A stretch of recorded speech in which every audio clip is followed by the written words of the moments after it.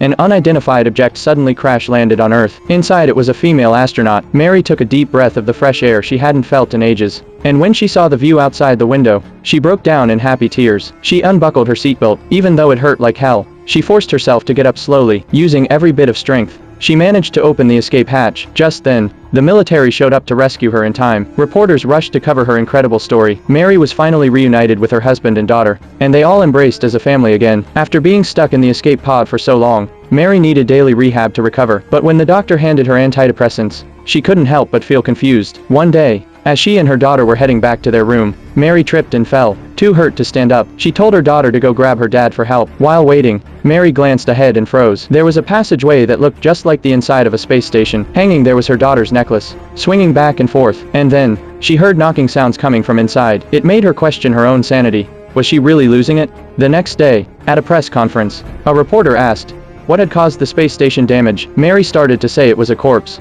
but her male colleague quickly jumped in to cut her off, clearly not wanting her to spill the truth. At a hearing later on, investigators were trying to figure out what had hit the space station. As they were playing the video footage, the screen suddenly went black. Mary insisted it was the mummified body of a Soviet woman, and even showed the sketches she had drawn while on the station. But the female official interrupted her, saying, "A corpse can't stay intact in space for over 30 years. Plus, there haven't been any space-related deaths or disappearances for decades. Could it be you were hallucinating from a lack of oxygen?" Mary was stunned but stood her ground, convinced she had seen a corpse. To her shock, they pulled out a photo, claiming it was just a bag of space debris. After the hearing, the female official told Mary to go home and think it over before responding again. Later, Mary and her teammates went to honor a fallen colleague. On the way, she pulled out her phone and flipped through photos of Soviet astronauts. One of her teammates glanced at the screen and immediately recognized the woman in the photo. It was the female official.